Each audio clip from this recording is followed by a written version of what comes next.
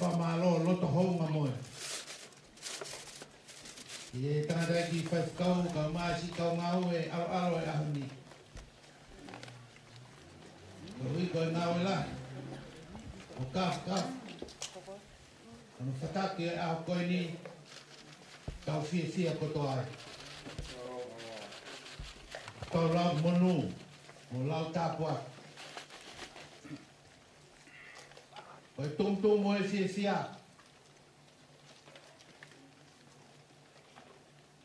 Te o ngai mo mahina e val. Ai whion te mo e whaiwhikau toke tā akuila lavolo. Koe uhi koe Paul Kalama. Whalau maari ai family tū. Talo e kulere atu. Whakahoha asi. O whaetoa ngai. O kunei he mohenga me mamahi. Nā ku kore a whainga maari e ke ulere o au ki ai. Kana e whahoko mai e hono hoa.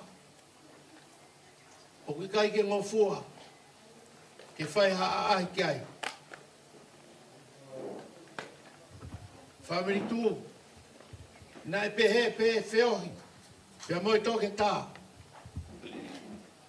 Koe tala noa. Nā e whai pehe ki hono family. Pea whai pehe iai e aho. Nā kulere atu ai. Oho vare au ia he kulere atu ki o nau apisiasi. O kui ai e whai whekau.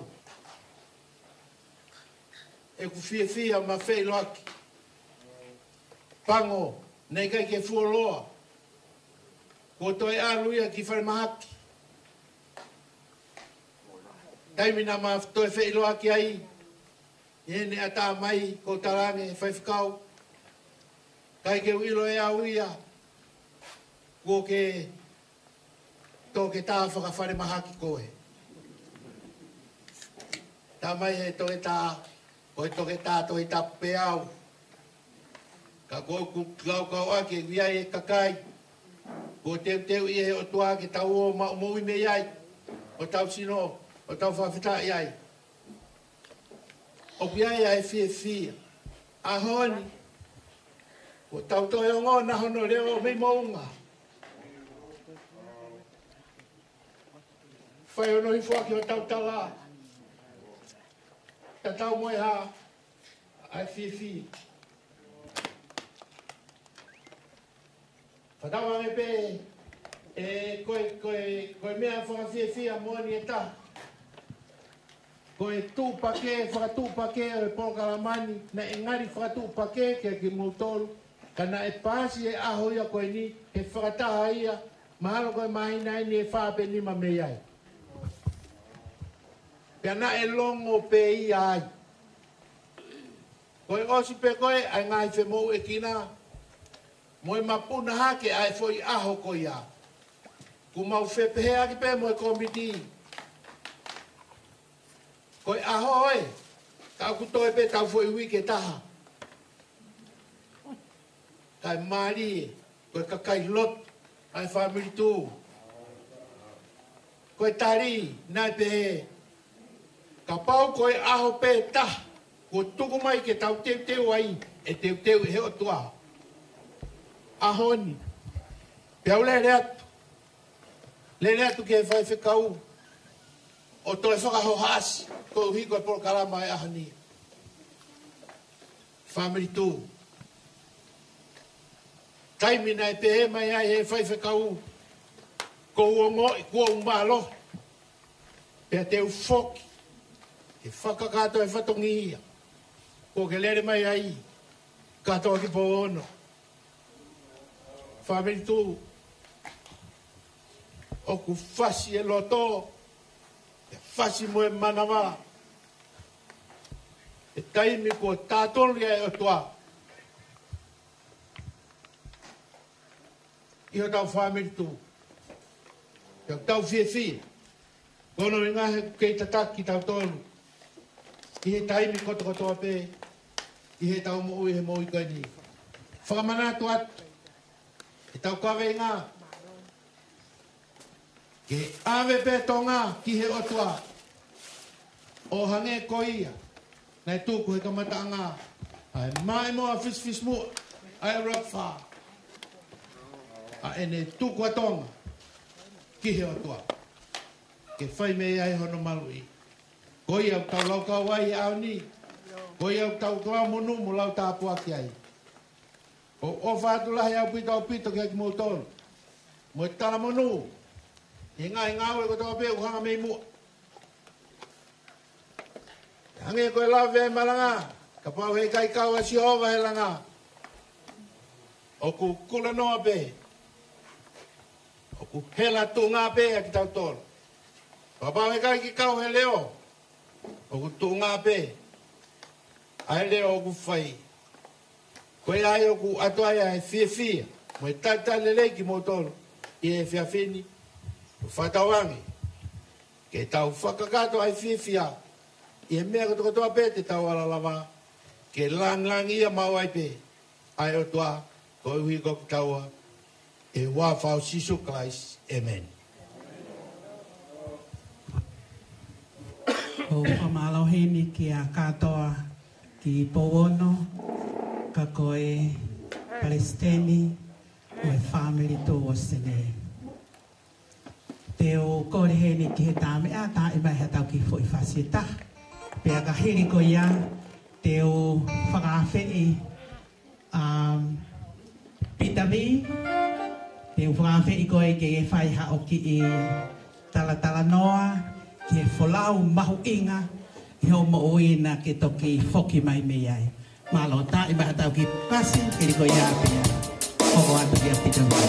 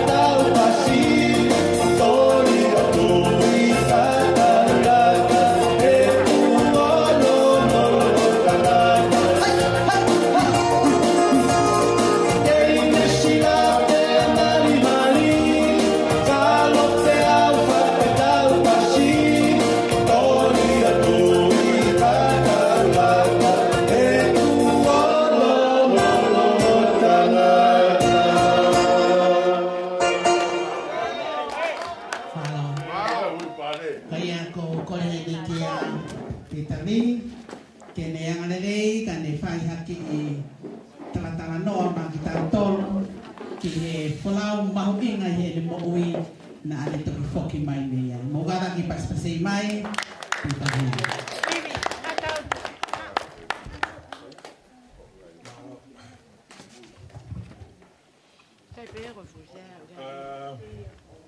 Kore ke o whanga te whakapu o a whaki a whangana. A tā moau ke talangu fua ke tūtūni ai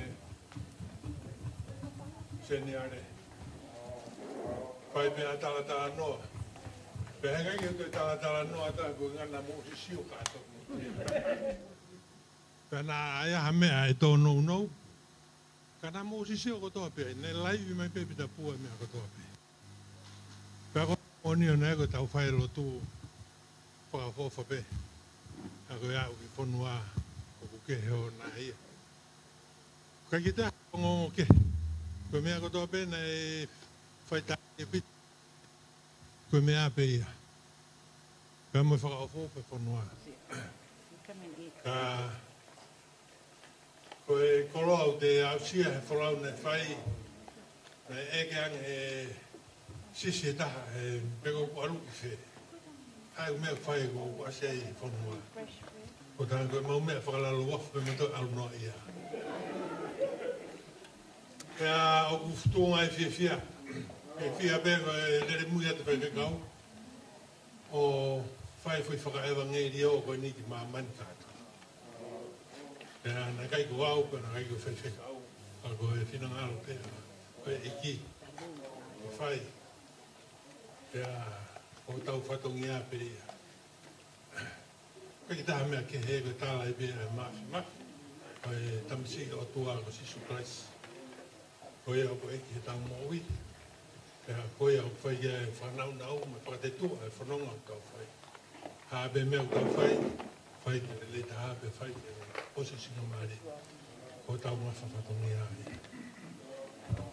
Ko te o kai te whiama o i o whamatala au o mau ingange tāna mōsi o e mo e vitio. Ko e tū pene ko talanga fua. Sene are pa mone whai tōtō ni. Ka kono mō ni ne mōsi mā tā o tōro whanua. Na tau whorau whatape. Mea peko mau tōru pene aluka. Nā mō nasi katoa pēhe rei o whanua. Whanua pa ofa, me o whanua toafa. Me whanua anu whanua maka ia. Ka koe whanua o e lau e tohi. Kua kau me honi. Ka koe mōni pē. Koe e sia whanua i ono whama e sia i ne mango me mea katoa pēhe o toa. Whakape maha mo e sai na usirini e tohoni no whai whama i mea koe koa Isleria e number one i mamani i export fruits. Ka ku unake mo Isleria te rima na ko whanau kolo e taini. Ka tuke e na tawhaka elektronika. Una to e fuku pena tole e pan mama. I mea koto. Ka tau ilo kau whanua ne tāpoki e Ka whanua, rai, au koto. Ka o Serusarema, e whakoro lahi, ka wae wha Serusarema. Konga taha e Kristiane, konga taha e Muslimi, konga taha e kau Orthodox, ka konga taha malo iau i wae, ka takari ka onga e.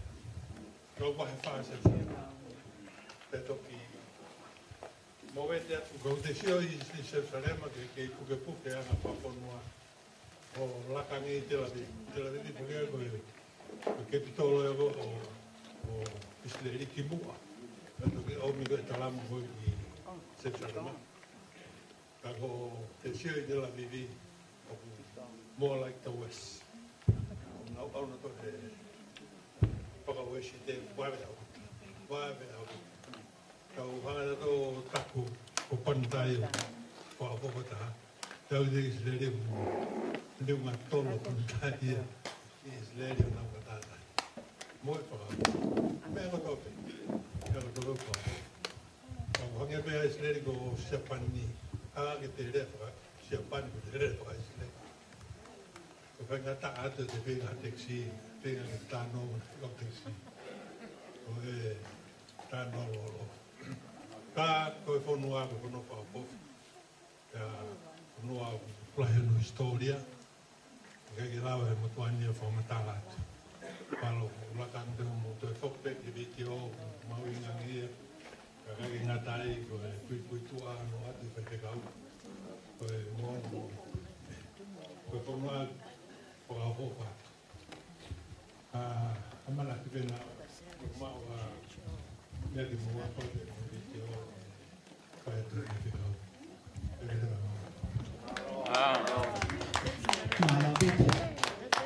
Pamalaw yung kaya pitabi, omay ang mahugin ko yan. Pia ko yan, wato pia ko yan, mga tuwa kaya to. Tao ko mau fie mamata, ki isdere, ki tubuang away Kristiane, atape yan, mo tutaki, ki fay fikaw, pia mo mere.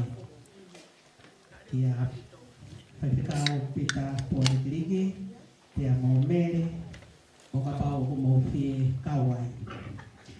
Koe mo ni apita lau koe a pita, koe taha hiva fitu, na ko lava tuai moi hoa, i he folau ki Europe, pia whakaosi mai ki Israeli, pia koe mo ni mo oni. Ta weni e wao no me ai tai ni kai tai lava ha aluia mahalo ko e mafoi folau pe ia ko tomutomu e mamoi ya usia feito ko ni na mau folau pe moi e pigopo kawai pe moi fai ficau me me ke kau katolika pe na foi kulupu ko ni pe ko e feito ko do pe na mau iai pia lau e konga tohi pero historia o e feito uko ia. Pena e fuongo au pito ia kia ki mau tolu o whakamangatu mai e mea nai hoko he feito tangtaha na mau wholawai. Pea ko ia e family tu mo te mo tolu ke tau wholau ki tau tolu ia ki isteri. Ai pea po i whaafolau ki tonga, sai pia tonga ia.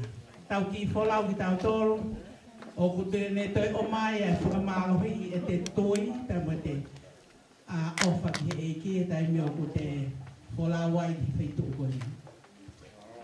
Ko ia te ukore he ni ki he tawe tae maha whai whase taha, he ko ia pe whae tau ki whai tau olonga, whakameite. E te o mai e whamiri tu o sene lahi, Pai tau ki foi tau olonga i he ribea foi fasi koe ni.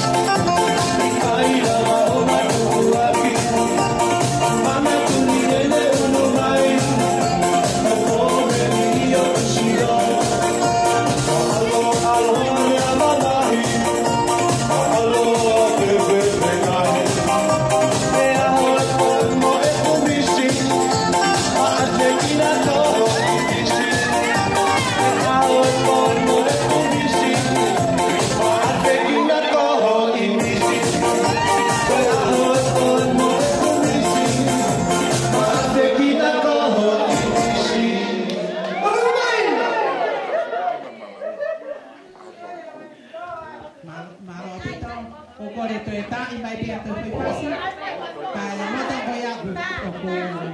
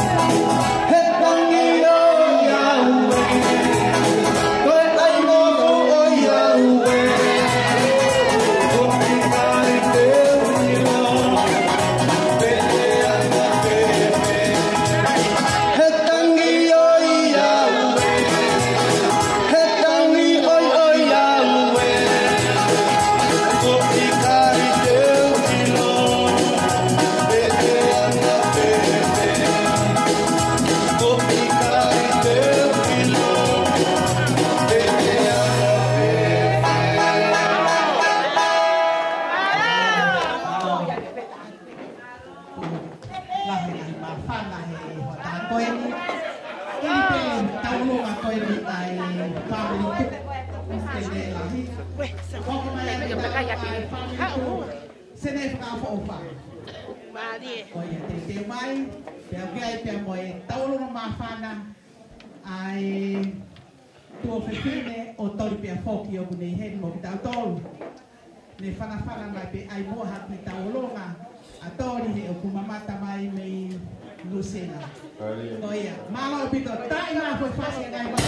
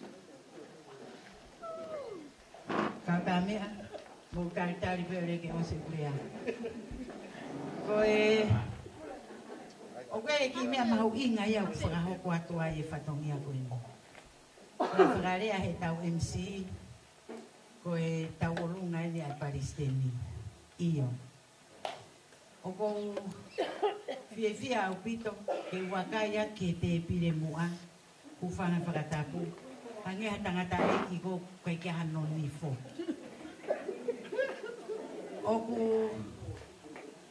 Oku wakai koe ki ai, o koe ki mea nā ku wako ai. He taimi koe na e mea mai ho e ki. Tokua ko te nofo i tau mua, oku te whakalangrang pe te osi hawha.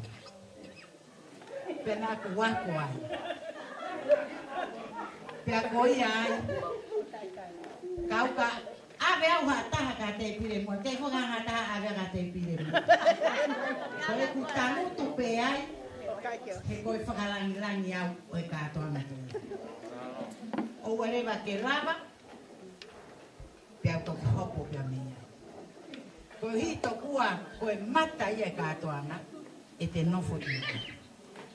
O kia e kakai mahu inga heni. O whamarorai ke MC. Ko ki rerea ko nga ke mau mai tentaru nga ko o hoko e ka te au ho kai mumuata ko ko stu mai maa. Ko e toko taha ko e ni, o ko salute mau pe au ki ai.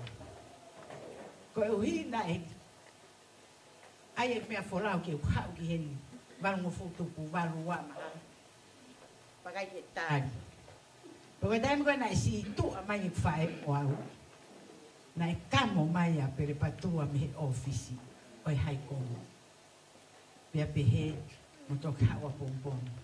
Taimi na mao atua he aho e taha ka e visa.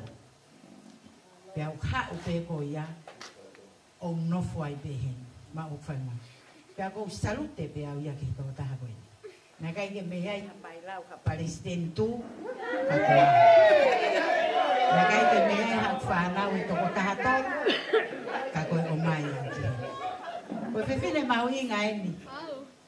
Se i toki. Tangi hoku loto. Koe uhi he na talange. Ha! Nas tatau maa se i toki. Te kai te koe tua. Ita pia se i toki a i au. Mea pia a ana moa. Ka koe ahon. Holo holo i se i toki hoku lo mata. Kene hana ave i tatoki wawapi novema. Pea, koe whine eiki hoko koe ki ai, pita pua, ko te uira. Koe whine eiki koe ni, o whare whamui, na tari tupana i o ua te ka TV whokia ia. Whare whamui TV, ka koe ne eke ma upe ki whangamoko punai, taimi whai koe por karama ai tū. Pena aku whakawhi e whae koe ni. Nā ku puke peho kloi matahe ne pehe, lua, mate au whiwhi au ke mea tū. Ka, koe te te hanga he whanau ia āmea. Te au kore anke ono o whiwhine, ke ne o mai de aho. Koe tō taha koe, o toko ua pe me ui. Koe rere mai e me Brisbane. Kune whakafofonga, kai ki fie lava e hau e ki muka. Pea ko ari pate, koe tangata koe ni koe ku tawi paanga e haku kore stituku. Ka kou fia ma pea e ngata pe mrau taha ana he mua. Pea kou roto ma pe ke whakarani. Koe toko taha hoko koe, ki mo te tau tua a, koe ki whae tangata i a ta. Koe mea pangu maari e ko lava te toke tāna whae maranga. Pea koe umu koe e toke tā paristentu, alu whakalangirangi a ka Timoti. Koe tō taha koko whai whikau, pea mu āpai, taru kiro āpai tonga, e alu kakau u kau Spania e whiseti. Pakutako nu kei tū pea āpai. Koe ni koe āpai e. Koe whakaosi pea whai e taunga, ko whakamalo lahi ka te pantolu, si o whangatoko hua, e whakamata vela, ke taunga toko ni ahoni. Pea, umahok whangatonga ane, si e kukore ka kina utolu e whangapuaka. Pea na e mai e sirini e whangapuaka o te whawhana maha taha e kouturia.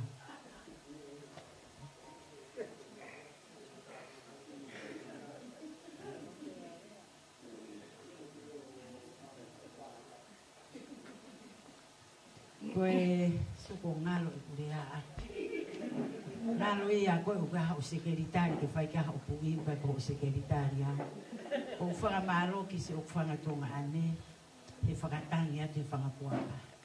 ko uhi ka pau te upea tau ka pitavi o mai se ni ke kumea ke uo he kai ke ni o mea ia tara tu pe ki ai mo whampo se mis whangai ko se ni te puaka pa koe whehu i upe lua whia puaka te au ni manoa o si moho hau e te au ni manoa tuke te pire kai na nau kata nau pe na toko kuloi e ke nau na toko ia pe ki fonga whakararo wafu aku ma o whangi puaka koe whewhine ni mōsio mai ko mere ane na whakawhi ki hau me kui whiwhi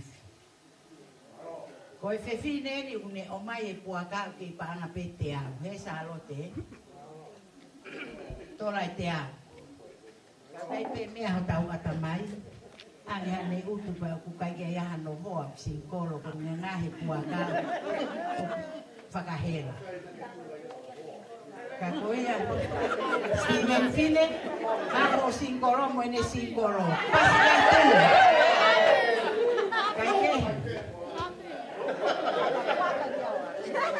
Kai kehe koe pui tu ai e tau katoanga koe ni. Pagapau o kuia hataha hene o kungalo ke o atu whamolmol. Ko i whakaosi pe au lere ki laro ki he.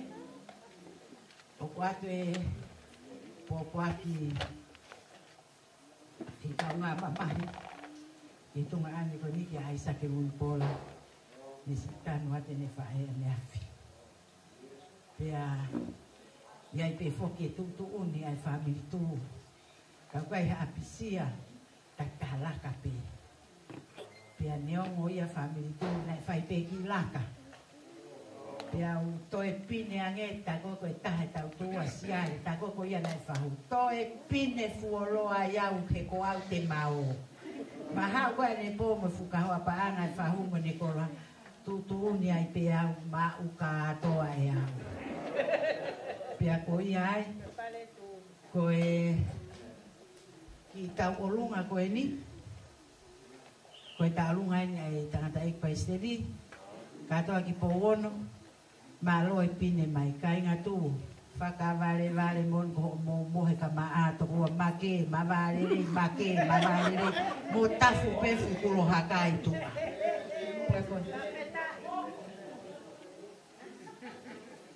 Sekretari. Firma koe ke hau ki te pire. Mantu ko family tu ko ai mea mo oni ko. Tau tu ke te pire ko ke tana ke tau sente taha.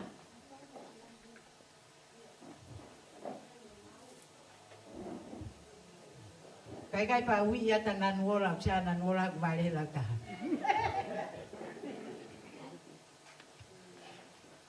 Ko e tau tu a mo palestini pitapua. Mau na pe na wa ya o tola wa no te pi. Mo unu mama ona hala nga we a mo. Tamayo eki. Ko kuki mo ko puna en. O kai hono ki tek. Ko tek ko e selite ta. Lisiate ka umaho komiti. Ko ki tola ta neongo masiva. Ko tuku atu pe ki te pire ke whakakakato a ke whatonia. O te mofua a ke tā mea ko o sanga peo ngahi na umu. Kai ke whaha ai siinia. O ki ai siini ka rewe ka haseniti ai tu. O ia.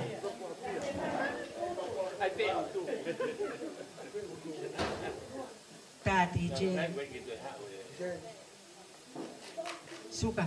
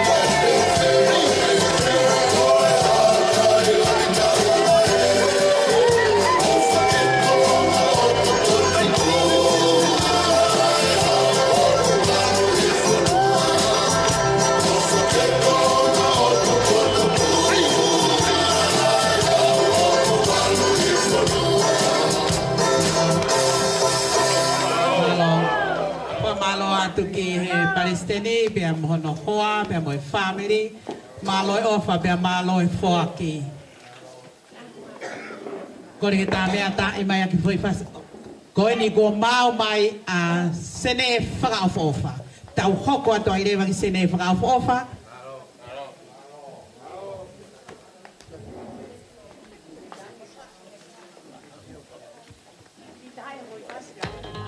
I mai foi fasi kai mau e fasi kum fasi ko ia ai tawolo nga sene fra fofa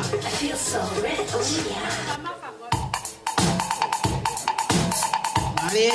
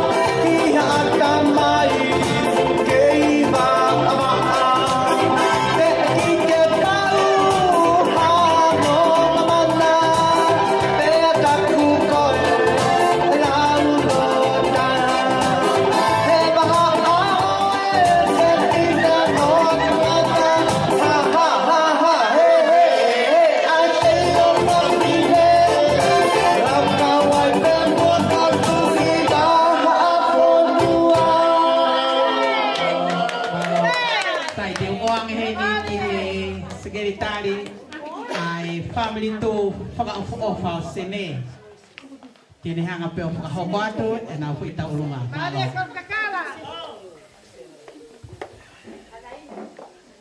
Pagatapu atu ki patikau ka mai palestini mo komiti o family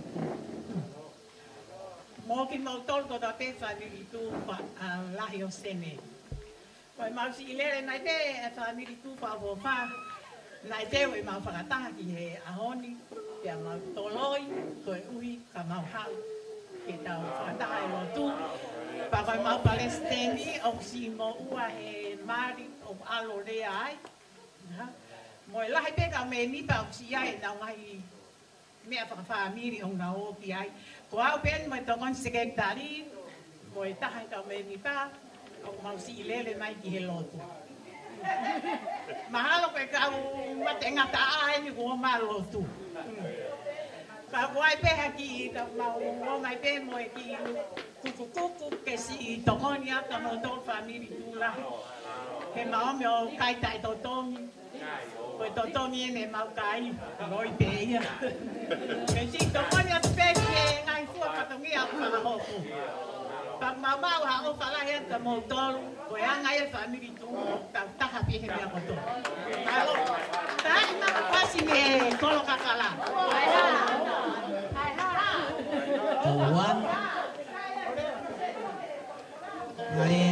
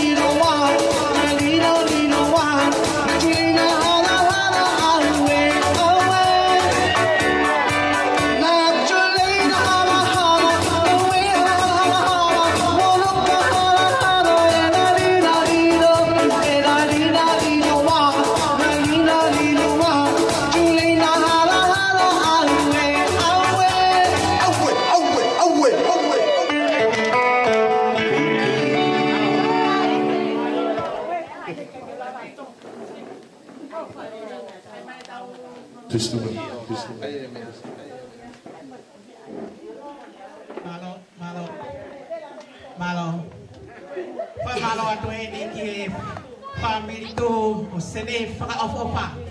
Malo bito e ofa bea malo e ai ongo i hongo toko walahi. Wha malo atu, malo bito.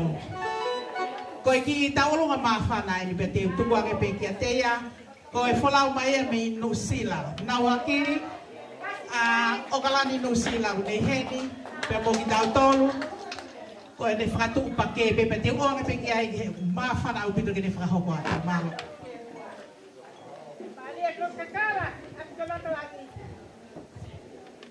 Pape e tala whakatapu ko sona whaki. Pape, kau atu pe. So, teke ke whai e tau olunga, o kou whia whakahoko atua. Ko pringoa ko nau hakiri. Pani, lomori, telefono. Ko tākai whake punga whonua, mo kou waka. Kau mehe. Tēnā maha upe maha uki mua koe pa mai ki heni. Nei kai ki si ino e motua. Kai ale pohes whakasio e mape ai ha koe ki heni. Pako mai tako ke mea lere ko peheange. Unu ke whai hata lotu. Uhite kai lava ki tau. Masi. Whake tai ke eki e mape. Whaka uri mai pe. Hanga tonu mai pe ki. Ke tō kai ki. Koe taki ai e kio. Koe, tāma koe piko tarungai ai family tu a te ua. Nā mamai tā ua pe mamai, ke mamai katokoni. Ke family tu, whaakofa, pe ke family tu. Laki o kisine. Pea ko mawhana fua manatu ko hao ke me lau si i. Hao pe ka luma osi na marie. Ka honga ni ka lunga ko ni ka a te ua. Hala paku au ia. Ko na te ko re tu ko ia pe ko no konga ki ta ki mo ia ka pe ki lau si i. Pe he ke ko ka ka. Mama, ku pare. Ya ko ia mo la mo so mai o pa. Ko ia ta mai pe ka.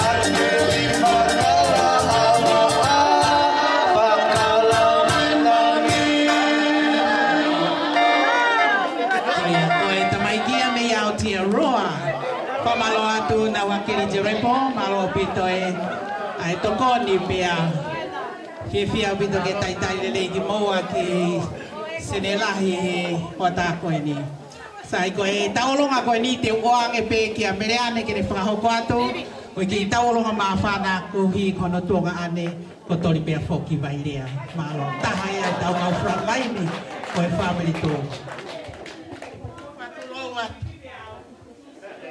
o ku fralea he MC ko e tuinga kotori pia poku. Ikai. Koe whaunga koe na i uhinga kia e tangata malanga. O ku whai ai ai whakarea. Koe tū. Tōkanga pia ke utu ke whonu mahua. Whai pia se whanonga aki talo e whakalele tū. Koe tu o tolu e ne whanonga mai ai kautanga. O whaka mai homo whangapuaka i senela. Whai e whakalea a pitavi e whanonga ki Isileli. Kau tautu pe o mapuno puna he maafana. Ai ngalo, ai vahe riverina. A lot of grief. O ku whanu pe ai fuluti kehe. Pe a moe waine na e whai aki. E sisu a kātoa na mali. A hokoani ko whatongai. Ai ela mai a kisione tu yaki ka taki ko whantika. Ko e kuse tu atai ni loto creative. Pe a hiki mai a kisi pe a moe family ki senelahi. Kana e whai ai utu. Ka matai ai tānaki ai kaunanga koeni. Lahi pe a keila. Pe hoko ai toko taha. Pe au hoko. Pe hoko hipu ai whanau. Ka toki tōni vai lea o kune si. Ko e whanonga mai ki he whanua lahi ki heni. Ke whai e au ki a keila ki whare maha. Ko e tō tolu e. Mo e kei tāla whiri pe e ne lea. Kana aku hau. Pau whaamu pe ke wau he tō tolu ko tō pe o e tuhu e kau. Ke ui whare mahaki. O whai halotu mahok tōnga. Ai tangi koe a maata pe a mo mele. Si su ka pana ke i heni pe. Na mo ui pe ho matonga ane. Na kua uatu pe mo e o whiwhine koe ni ki whare mahaki. O ku kui pe a keila. Na aku alu atu pe mo ha whahinga loto na i whai aki a tafoki. Mo liliu koe ni o i malanga ahu koe ni. Ke a o ki hok tōnga ane. I kai mahino e lea. I ai pe hok toko lahi. O lawe i pe he toko lahi he luko siria. Ko e mo ui. O ku mama o ia me he lotu. He kai te uma a hano tala ai whaunga. Na kua o wala ke ulo e tōnga ne. Tana aku lotu maana. Keila. Ko e fuu kakapu na ake iai. Ke ta aki fuu ia. Ka ke toi mo ui. He koe misiona ku ke iai. Ke tau tū ia kalaisi. Tau taha tolu. Mea i pehe ka inga. O kono mana tau. Pere petua pa pehe ka tute. Ko mui holo pe i he api o kaitangi a ofa. O te wai ai kuini ki he aho peheni. Nā ku nofo pe ai o maukoa ki loto kolomutua. Paula. Ko fia ai sio atu ke te koe. I kai ke whau ke kumi atu halangi. Ko e ku mahuana e whai ki kolomutua. Ki he eiki ia i e kui ko a Paula. Ko e whiwhine ko seru vaia tongi ai pau kao. Tatu i kolomutua. Mahuai se e ki whanau. Whai pe ai he holo. Pea toki au mai ke tūtu angkawa. Ke he wahe ribarina. Pea ne langa ia e mo ui, ke oa nā taulotosi. Lulu au he tūtu angkawa, pea mole atu i he tau ko osi, ka e ui tō pea te whine koeni, whoki ai mo ui ki he eiki. O whalahi atu ka inga tū. Aho koeni, o ko mawhana, hau mau pe kore alua, no whoki he osi. Koi whanonga mo i whangapuaka, o ku tua e kankalu, kai kaka e me alele i hono hiku. Malo pe aku mai. Ko lele ki alua he osi ne whainao. Ko e ku ngatara he kai te toi lele mai pe a hahoa o me kuaka. Ko e wike ko si pe ko tānge te hine. Tiki toi lawa pe o hau ma whanga kuaka. Lua o tali ko au atu te ulele atu pe. Ane awhi ko wa umai. Kai whai e whoki. Ke whanua whai e whamaketi. Pena aku pe hepe. Te unofo, ke whakailonga ai kaunanga koeni o I kai kotori ke ko keila. O si ai kātoanga toe o whai pohono ko pore mai me loto kurifiti. Mo mea ange hatai mi peo e tau fo o ka tau tori ange mori o kurifiti. E me ani e kai ate a kurifiti o te. Hala hapatoa, hala hatu I loto kurifiti. Mahino mai mo whenga ki Isileri, o Isileri e unofo mea. Penta hani hai witou he ako koeni. Kainga, meha pupu apuhi, o fia sioka moto. O ku tau e tu, whihanga ki peho mau apira mo e atu kuhau o perepetua mo. Koe fu mori vai keri na e tu uai. Koe mau whakasio pe kupuri a nio ki aki, koni I homa. Koe mau taimi au mau kaka e fu mori. Aho koeni, kua fua tato ulu, ai mori vai keri. O I kolo mana tau, I he katoa ngau e tu. Pea koe mea mea ko whaam ki ai ke hange, koe malanga e aho koeni, ai liliu. O whalahia kati motoro. Ko whakailonga pea pore ke ulanga I e tu I loto kurififi, ke mohagai. Pea ka pa te tau waine pe tau tolo. Koe waine ia koe waine lele. O whalahia tu.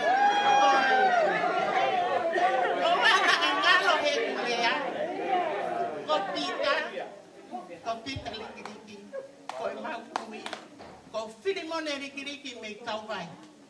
Pena e tuk wholau mai o nofo he moto e turi o re o e one. Ko iai o mau lotolahi, e ko e tolo ai kumaa, ko e tateta e ngaria. E ko iai o whalaki atu, malo o lua whakamama. Ko me e o whakampia e malanga, ke tau whakamama. Ko e osi peni na ulea ko I tena. Te alu kia siria ke mamo. Kau wahe ki ai a lelea o whae eki ke tau mo. Os e mamania. A honi, tā I mai mua DJ a hona, ke tau ai ai. Malo, o panaria.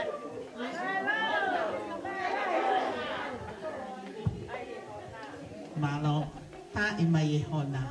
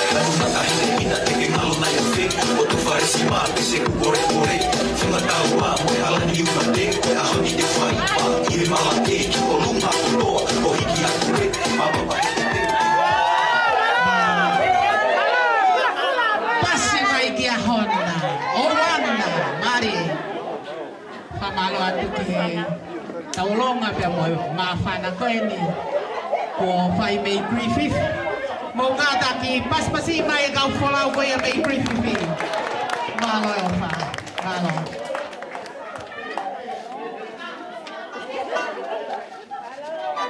sai kole tu tai mai be foi faceta hili ko ya pe ta ho ko le makin taulonga family tu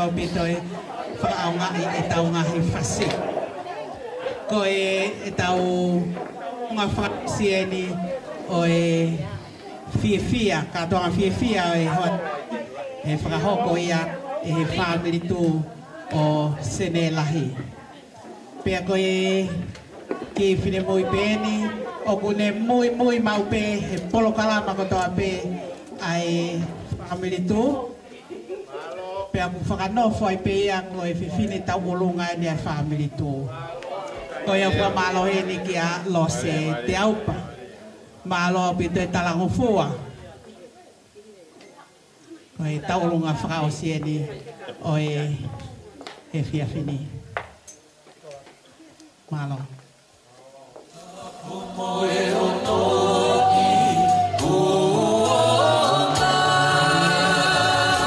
Pasi be a family to.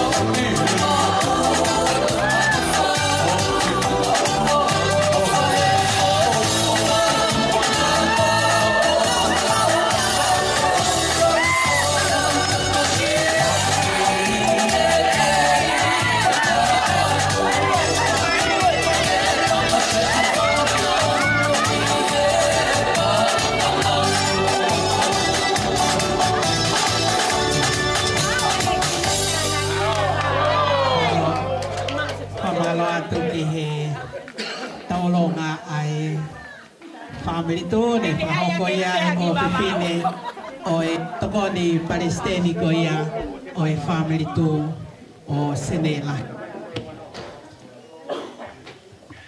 Ko ia te tau ko kore he ni ki he tau moa ki powono. Ka taki mai o whai haki rea whakamalo. Pea ka hiri ko ia e au whangatuku rewa e whaiwhikau pita pua rikiriki. Pea mo lotu a pua kia malo pito.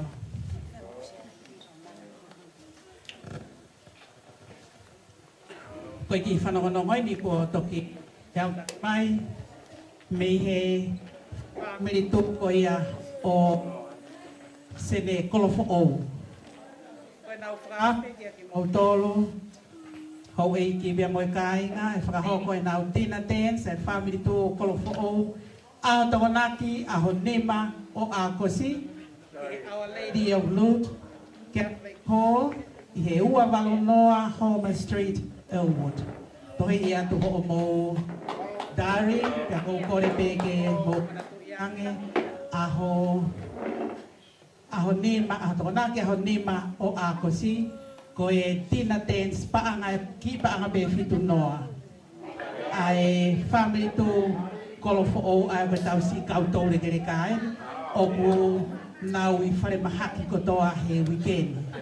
Ko ia koe tau kau vai ia, nau poaki mai, o ku alo atu e toko taka whoki mai e toko taka. Alo atu koe taike koe ia.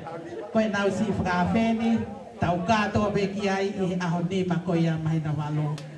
Koe ia ku te uoange ki he rea whakamalo. O ku ofatu ki he ngai wholau kotoa pe, ngai whonga kotoa pe, nau wholau mai. Ki Brisbane, ki whaiwhikau, pehe whokai Victoria, o ku iheni pe mo whaiwhikau e wahenga Victoria, ki Griffithy, malo au pito, hou au pito, kai ke ngata pe ai, kau ku iheni whoki pe mo Aotearoa, me Nusila, kau mai i he whiawhia aho koe ni. Koe a koe, talamano ato, ki he teua kātoanga toko whanua i Novema, ki Amerika Lahi, ki Australia, New Zealand, Pea Motonga. Tau toki whetau laki pe ki Novema. Tua o whātou, pe te ia tau whatongia e whakamata toa, kou kore ki e whanga he lotu. Kou kātake tari mai, tau mua ki Powono.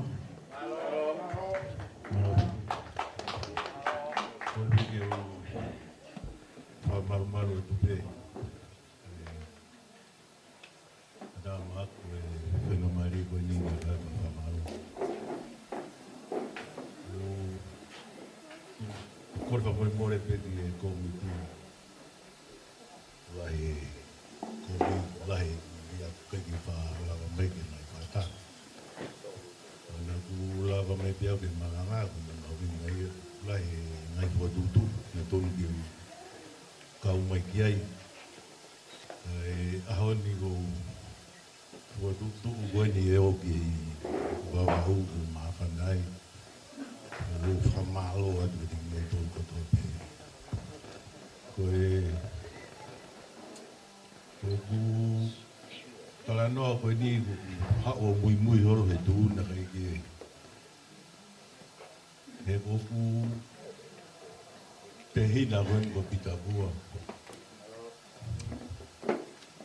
Nea koe a dere na wako e toro. Koe tangata eiki, i ngoko koe palu, koe ke puro sa ia toro e te ai. Ka nā kuilo pia ko totu. He nā e whaake, nā ulau ka palu ka pia te ngau tama. Ko ngai kai ngā pai. A koe mea pia mahana wao mui holo ia pita. Ko lua whaku ne fusi pe ko ngai uiha. Lahia me laia puku maa pita. Pe au koa siria. Pe au koa motua koa. Ine atu waru pe a kata. O umatuku mai e no mau. Pe Pea koe mau ku mau tangata, ka pau te mau ki pangai, te mau whaiei na mau mapake ma lalai a kau, ka hitangia ki matua. Ue me, ange e nau rewhine me nau lalai. Ka ku aru pe foke alua, o fusi unu konga uia.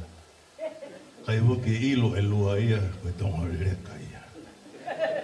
Ai alu pe, ai motua koni ko kata mi pangai, i tonga rereka, maari ia, i wawa, ngalo hapa ia. Kono foha ko fuskata, nai toki haku, o mati o tanu i pangai. Ka ko alu mapea ki hapa i, ko alu aki whai toka ko ia, o takai whai diri haloi. O nglau hoke whai. E koe mea e koe nei whare mahaki ae nei ilo ele i pita. O ku ia i e whare mahaki koe ia koe koe mena alo ia tupuraki. Nea ngahi ake a sias tupuraki. Ko ku whanga koe o tākoto ai. O hita ua. O hao pia ku mui mui. O ki te hina koe ni. Ka mahino e a te ka lua ki ni lo. E husi a uiha ka mana tui ko tongo e reka koe ko kata. Ea ko whakamahalo atu na ko hohoka. Ko e ka koe whamiri u tamai. O huilo pe ia e kau tere pōkona. Ko Paulo. Ko wai hake o kumari ki kolongotua ki a tongi. Ko tongi koe whanau ia mere. E kau whiwhine koe ni sisi ia ia son hawea. A koe e ka hawea. Koe whamiri au tamai ia i ulahiam. Lahi pia mere. Koe ke penai tō lahi ni whanau. Koe lahi tahako sela i e hawhau pula. E kai ni whamatala au tamai ia koe tō lahi au vitu. Koe whaunuma loto whare koe ni au loi pe. Ai ha ko ia ia ia soana ko kui ai. O sisi pa ko. Ko reisi mo a belo me e wa ko sisi ta ha ko ni to ka na mari ha fo ka ni e wa. Ko tu me ka ta mo bueno. Ko ia i o mari tu ia ia. Ia te re po. Rai de o me na ko la va mi ni va mi ka mai ka wa pa o mo ko ni. Ni here mong. Na ha o ku na ia ia ku kui ko soana. Whangpo, noho here monga tau te ape ko ia. Pena e hoko e whai mea koene mea o tui ai pe maha ki o soana. E ne sio e tāmati koene here monga. Ui e koe here monga. Ai no noho a paula monga. Ko ia ko he e tau mea ko noho hoko e whamiri. Ko mimike ka atoa me kawa wa koe ni. Tua nuku. Ko ukalala. Koe kui a koe whiwhine. O garama whanga. E whiwhine kororo hea. Mā tuku mai mea i tapahaki tamai. O mahalo koe mea ku mamahi ai a o ume po ono. Koe toto e mamau. Kawa e pe mapangai a pai e ko tupo uraki. Whamalo atu ka tiki motolo e a koe ni. Tau e ni tolu malo lere mai e whamiri tū. Koe tewe whalau ki wawau. Koe mawhana. Koe toi whakawhi atu pēha tau toi whakata. Kore whamori mori atu e lai mama. Ni e tau maa koe. Koe whamalo te whaikau. Maa e kau. Whaikau Timote. Tegi e MC. O whamiri ni wae. Koe pē. Ni o toka hui. Koe whaikau koe ni. Ia le tui aki. O ka toa e veitu koe ni hau ki e tamu koe olo ua o mea. Nei hao kata mari mo e whiwhine o tae kakau. Me o koa. Ka kuilo ka atoa pe ai e kukui haku. I wawa.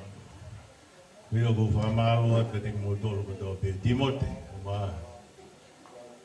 Ai... Tamatai paanga kanya li hana. O te. Utui o te. Taulau ka tawanga lotu e tamai koe. Tau iwa mai pio mari no nuku. Family e family torai. Ko famalo at. Ko tuigo famalo ke kau pe fine. Ngahi me toko ni a kone taulau. O fato tipo mo tolo no ko pe. Pe ke si to lawa mai.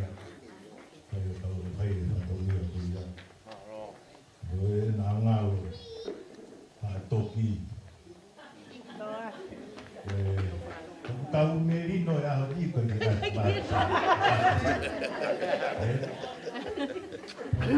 ini yang oh fat dia ting moto kau kau dia apa kau anu gubernur kau family kau kalala kau fat dia ting moto malo abito tahu toki sio hatai bede tahu toki sio ay o dalau ke ne a hugo ma si ne a no ki ko fine wa tu malo apito Pamalo kia tamo di pomona tau taitarie fai pita pua di diki kene au fanga tupu moto ha kolo mai au fanga osie ahoni ki kaminga re au pe tau haka i lewa he lan kua tau ore penge u whakamarumaru atu pe he tarawhata whakato e konua pe koe lotu le kamata aki pe me i saione ka wau mai ki he te pile ilo ai lotu pe u patai ho tau lau maari u hange koe whakahua na e whai e lua ane nai. Na e fuoloa hono pāsi, ka e toki wike taha hono teu, pea aho e taha hono whakatuutu. Ka kono whakaola, au tau fia maupe, he ka kau e o tua he aho e taha, tatau ia moe aho e tau e awhi ke tangata. Ono whakakoloa ia e tau whai e mea koe lotu maha oni. Ki whialahi au pito ia katoa ki a taumua ki Pōwono. Koe aho koe nai ai ho mau kawa. Pana whai e whakamalo ko e ni he nelawa i pe whok mono pongpongi hai. Mau taktatu pe ono whatongia. Koe ngau i kotoa pe koe ano taumua. Taumua ki Pōwono. Ko au koe manu e kaho ko i he e ao. O whai ai e whakasio mo e tala mea. Koe aho e tau tuuta ki wawau, o kui ai e katoa ki Pōwono ia. Koe aho ia e whai ho tau whatongi ai. Pea upehe whengau e aki o mau ngahi ka wha, he whai ho tau ngahi whatongi ai. Aho whakawhie whialahi eni, na kai whoke ai ki uha. Ki he katoa ngā, ka koe uhi koe e whare i rerei e tahine me lausi. Ta mai he tahine me lausi. Lawa e foi manpuna e ua he foi maka e taha. Koe hui koe talange mea whaka eiki e maalolo e whineika ai sake. Pea ta mai he hoa alo lava loua i pehe. Pea koutalange. Koe lolo a pe koe ua e whai. Koe o mai koe koloa koe nā. Koe taimea ku mahoko ai pea mo taumua ki Pōwono ke mauki motua ko pensilo. I hapai. Pea ko pensilo. O kai ki atahi ai hoko rerei ka pensilo ko lua. Ka koe ai ke utalange ki a lua ke talange ki ai motua ke ne ilo rerei. Ko ia ku hoko taha ka pensilo. Koe motua pena e sai ene ako, koe kau ia he kau tangata koe na e pehe na na wifi ake toi tapui toloa. E tangata ena e furerei au pito ene ako atamai ia pe ako na e kau a pensilo he kau tangata koe ia. Koe ahoni, kou toho ku tata pe au whakapapa tu ki he pure o Meripuane. Moe whakamono ia tu a e whatongia ko motongia pe moe tangata ki pure o sene Pea hange koe ku whakahua na e whai ane nai. O ku tāpu e kina a e whio hi anga e aho. O ku ikai ke lau e ai katoa ngā ia i he mata i whika hono tokolahi. O ku lau e ai eikisia e katoa ngā hono tangata. Pea ka toko hongo fulu peka e a whio e tu i heni o ku eiki ange katoa ngā koe ia. Ha lau wafe ka ukai kia e hano tau mua e ko hano eiki. Pea tuunga i he taulua homo whatongia he ahoni. Koe o ngō tangata eiki pure e wahe whanua moa. Pea aku koloa ia i e tau katoa ngā he aho koeni. Pea ku whamalo lahi atu. O whake hifuake he o tua hono lau maari e mwene tā puaki. O whakamonu ia e ngā ue kua pōre tu pia mei mua. E kamataanga e whahai tau ngā ue. O e uafe ua wha, uafe ua lima. Whamalo lahi atu. E ngā ue whalau maari o e aho koeni. Koe, mea koe kou whiewhia i whamiri tū o sene, e ku whanonga mai koe ke umalanga, ke whai ngofua e ku nofo i lalohi. O kai ku haasino au ia o kou ngoi, hange koe maurere atu koe ke ku katoanga koa Amerika e tau ko osi. Maa mai bea mō se misi wakapuna na ku nofo ai, ku taange ke tau kete koe ni tau kete. Osi kotoa ai u whakalangilangi ko whai Amerikani. Ko ke iongo i lalo wafu vuna pia. Kai ke iongo ia wafu i langilangi e taha. Ko no uhinga ke langilangi pe ai o tua mafi he ngā ukoto pe tau whai. Pea ua, o ku whiri mau pe e he o tua e kakai o mo ui whakatoa ki lalo mo whaka ki mui. Ko hui he manatua mau pe o tua. Kai tu hifo o tau tangata. Kau whoki mai mua ki he ku kaweinga rea. Tau haka he langi kua tau. Koe rea tonga, koe ni, koe rea ia ku whai mi he taimi ki he taimi pia koe rea iloa. Ka kai ke tau wha ki i tuu si i hifo o wakai ki hono whaunga rea. Koe whaiwa o kuiai o ngō kolo alalahi e ua. O kai ki aha whaiwa tai aha no langi. Tau ngau e pehe ahoni koe langi tau olunga. Ko pau ke ulaki whatu e langi e whaiwa, ke mau, pia toki o mai o hiwaki, pia toki whai lewa hono whakahaka, koe ke lawa habe ai o whakahaka ta ia hano langi. Pia koe nau ia e whaiwa. Pia ka whatu he tangata puna ke ai langi o e whaiwa ko ia, pia omi mohono kau whaiwa, pia nau hakai, o potu tatau, ai langi ko whau, pia mohono whakahakai, pea koe uhinga ia e rea koe kuo tau, koe uhi he kuo haka i e langi. Koe uhinga ia e rea koe ko tau haka he langi kuo tau. Koe taimi ko ku whena pasi ai pea tatau ai ai langi, hono hiwai, mohono fasi, mohono reo, pea moe whakahaka ku whai he punake, pea ku toki toa e rea koe. Pea koe uhinga ia ko pehe ai he ahoni, he koe rea aini o ku ikai lava maa wahe ai hange koe tau malanga. Ai rea moe ngā ue. Koe langi, koe rea pe. Koe haka koe ngā ue. Pa koe ne tau e mea kotoa pe, ka ua rewa ke toki na panga maarie ai rea pea moe ngā ue. Frofola si su dangi si su, kau kai ke mautui ke kurea. Mautui a ke ngāwe. Koe ahoni o ku hange koe ku lawe ane nai. O ku ikai lau hono toko lahi. Koe tau e lange ahoni, ko hiko hono koloa folofola, pa mono te pire tau mafu. Koe tau e lange o e aho. Koe katoanga koeni, koe koloa folofola ko hifoaki he tangata iki whai whikau pure, pia me he tunga malanga.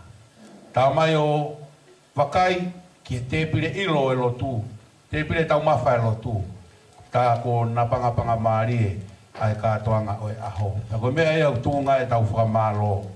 Koe whakamalo o hange koe malanga whaka eiki o e aho koe ni. Koe fuafua hala a ātama. ko ene sio kia iwi pe ave ia he toto hono toto mo kakano hono hui hono hui kai ngalo ia ke whakawhetai ki he o tua ene maukoloa ko e ulangi hala ia atama ko ne ulangi whakahiki e ia mea e tangata kai ngalo ai o tua pia ko tui family tu ai aha koloa ke tau o mo ia ko e tau ia ho taulangi i hono hakai ke manatua maupe ko e tau ngau e moe teke ngau e o kufai ke mo ape ai o tua whamalo lahi ki he tō whewhine koe ni pia me i kuri whiwhi ko maare ia he tā e whasi ane nai ai teke hona mu a ka tā mai fusila mate ma atonga i mo pia mo haka motoli mu a mo e whasi e teke hona ka u whakafofofa ia uia he fusila ai mui mo e lanu hono saa ke ti pako ene tau ia ho taulangi he ahona pia ko usio ke haka ko a mai lau ko ane nai seuke haka ia whasi aria hona ko kamata ke ngalo e fusa ke ti kula ai ko ene tau ia ho taulangi ko le peke hua mai pe mua he punake ave se taha e monu e ka koha monu e tau mahu ha tau hi ofa ke whakaosi aki e tau katoanga.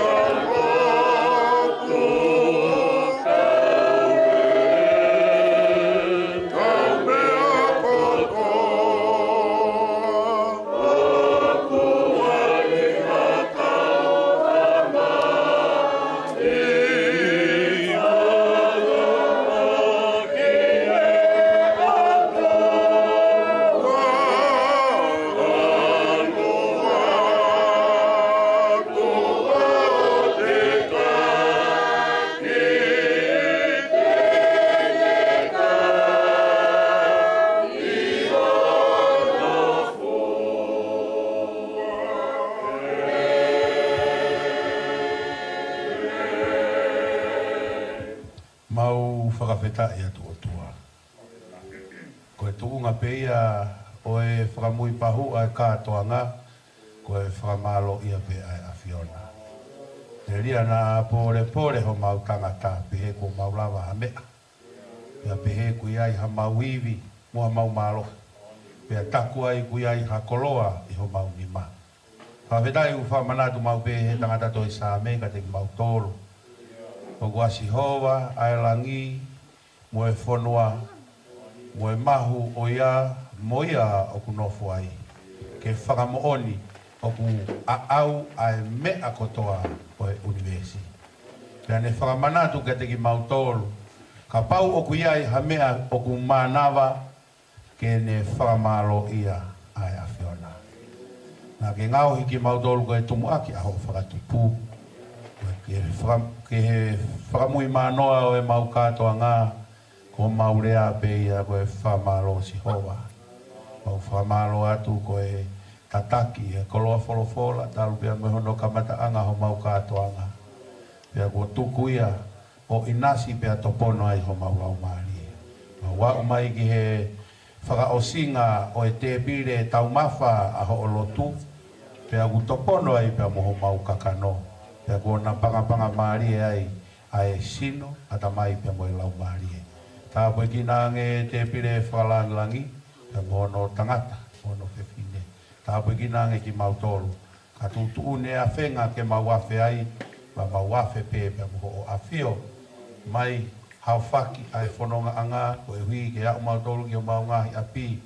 Pia ka mauka tā koto he po koeni ke mālolo, e hao whaki mo ui pe, he lotonga a e mau mālolo. Whakafono ai haiwi fo ou, ko e uhi ko e aho uhanga a pongpongina. E mau ki whai ai pe, hanga ue ke o mo lele ai. Kainua ki mau tolu ho vaiola, whawhanga i ho māmo ui, e whaka ue loto ai vai vai. E koe kere se mau mei ko si sukalaisi, o wha ai o tua ko e tamai, whiohi ko e lau maari e mā oni, e nofo ia te ki mau tolu o nā hiki. Kai whai pio tai ngata. Amen.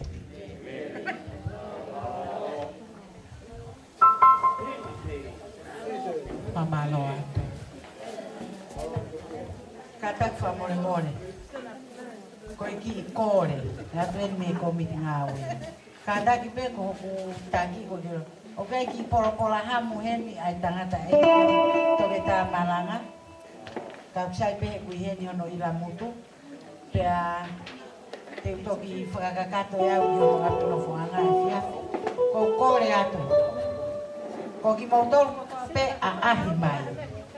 Please, mo family tu, mo nofo heni ke kini nai. Please. Ko te pire mua, ko kore atu. E ikai ke mo fua ke whai hawha o me iai, e kuiai ko whatongia ke whakakakato. Ko folau ni ni kasoro, ni heni a pita ko whai hikau. Please. Vai que firma, capô firma, é a minha gaina, vai que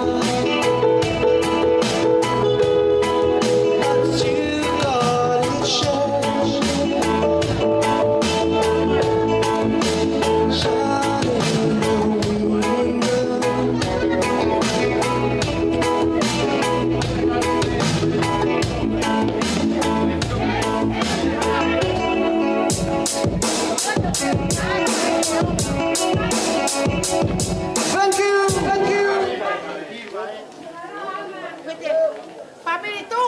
Mau na ko eni ke whakakiri na eni, please. Hey.